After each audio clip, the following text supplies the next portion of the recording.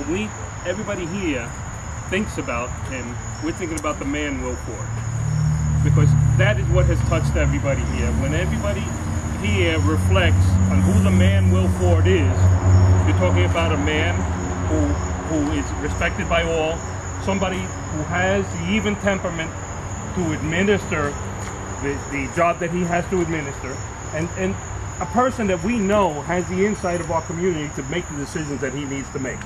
And when I say administer, if you would ask most people, what does a judge do? And a lot of people would say, well, he administers punishment. That's what a judge's job is.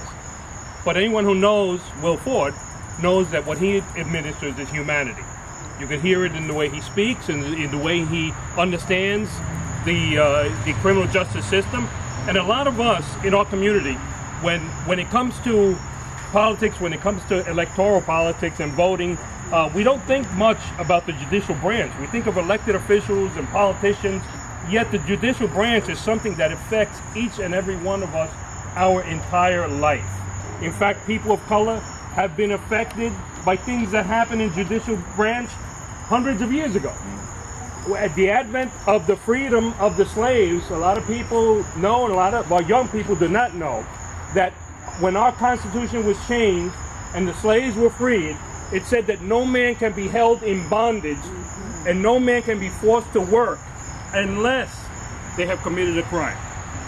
And that was the era of the Jim Crow laws, and that was when the motive of this government was to bring people of color into the criminal justice system, and chain gangs were hired out to private companies. Chain gangs were put out so that politicians can build roads, and things were trumped up. And even today, we see laws skewed just to get people of color in the criminal justice system. There was a time when carrying a boombox in certain towns was illegal.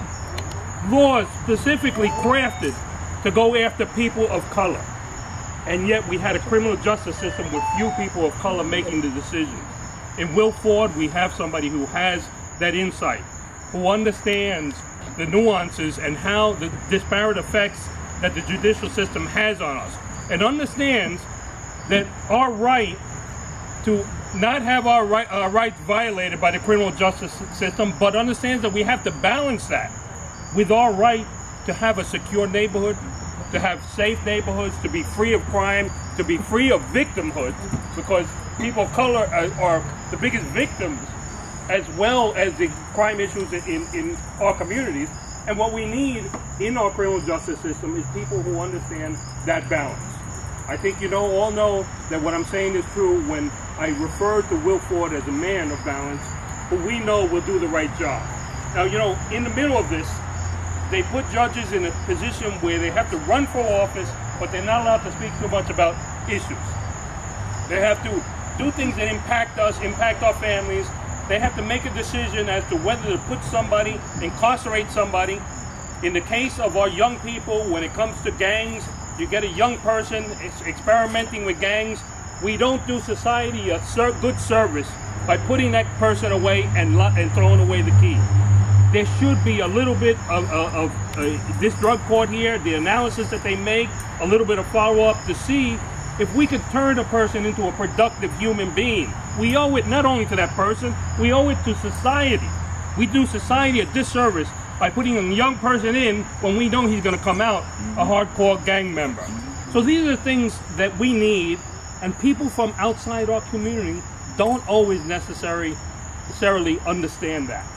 The way people from our community who have grown up there understand that reality can do it. And in that, Will Ford is a person who I know will do that, otherwise I would not be standing next to him, declaring my support for him and my unyielding initiative from my office. All the resources that we have, we will be there for you, just as I know the entire community together will do it. So, Will, I know that we're going to be victorious with the grace of God first, and with the help of everybody here. We're going to need everybody's help on Election Day. This doesn't happen by gravity, and it just doesn't happen by good faith. It happens by us rolling up our sleeves and putting our money where our mouth is, knocking on doors, getting people out to vote. May God bless you. Thank you so much. And I know you will be victorious.